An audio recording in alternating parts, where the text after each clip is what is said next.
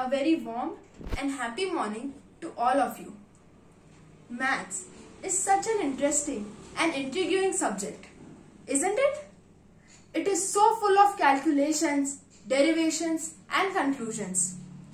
Here I am, Suhani Gupta from Kothari Convent, class 9th with my interesting experiment on maths.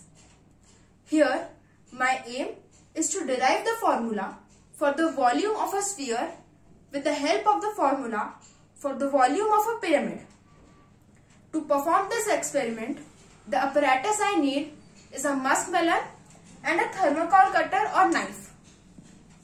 Now, I am going to cut out a pyramid out of this muskmelon whose tip is at the center of this muskmelon and whose base is a part of the curved surface area of this spherical muskmelon. Let's do it.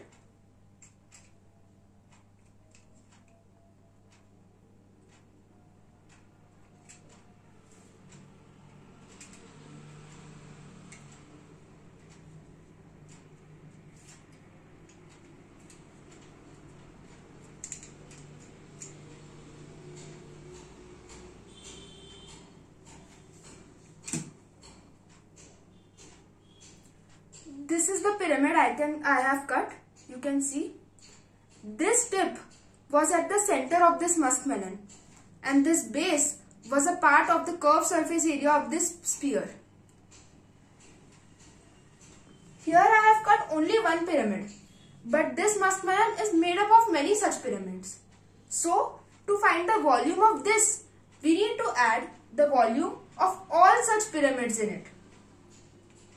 To derive the formula for this, let us consider a sphere with radius r and the maximum possible number of pyramids in it as n.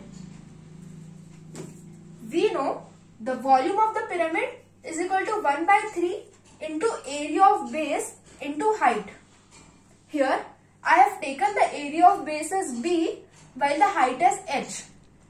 Therefore, the volume of the pyramid becomes 1 by 3 into r into S1, where r is the height of the pyramid and it is the radius, and S1 is the base area of the first pyramid. As I told, the sum of the volumes of all the pyramids in the sphere makes the volume of the sphere. Therefore, the volume of the sphere becomes 1 by 3 r S1 plus 1 by 3 r S2 up to 1 by 3 r Sn.